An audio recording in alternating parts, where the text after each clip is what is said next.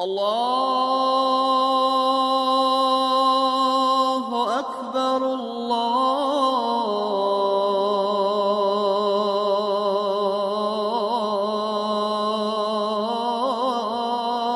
اکبر۔ حیدرآباد میں چار مینار سے تقریباً 16 کلومیٹر کے فاصلے پر حیات نگر میں قائم اس خوبصورت مسجد کو حیات بخشی بیگم مسجد کے نام سے جانا جاتا ہے۔ حیات بخشی بیگم 5ویں سلطان محمد قلی قطب شاہ کی بیٹی تھیں اور انہوں نے ہی اس مسجد کی تعمیر کرائی تھی۔ یہی وجہ ہے کہ ان کے نام پر اس مسجد کو حیات بخشی مسجد کہتے ہیں۔ تقریباً 5 ایکڑ رقبے پر پھیلی اس مسجد کی تعمیر 1672 میں ہوئی۔ فن تعمیر کی شاہکار مسجد حیات بخشی نظر اندازی کی شکار تھی، لیکن حال میں ریاستی حکومت نے اس کی تزئین اور مرمت کا بیڑا اٹھایا ہے۔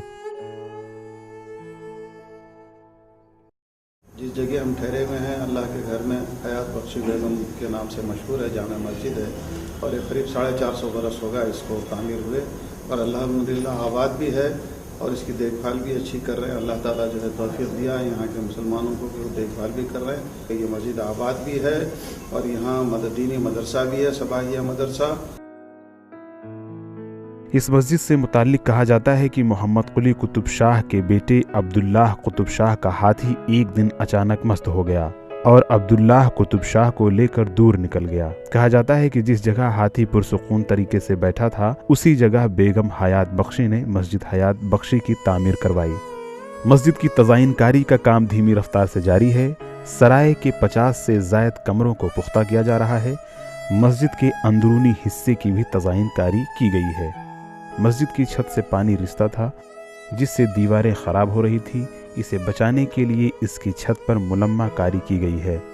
اس تمام کاموں سے مسجد کی خوبصورتی میں 4 چاند لگ گئے ہیں اور مسجد کی عظمت رفتہ پھر سے بحال ہو گئی ہے۔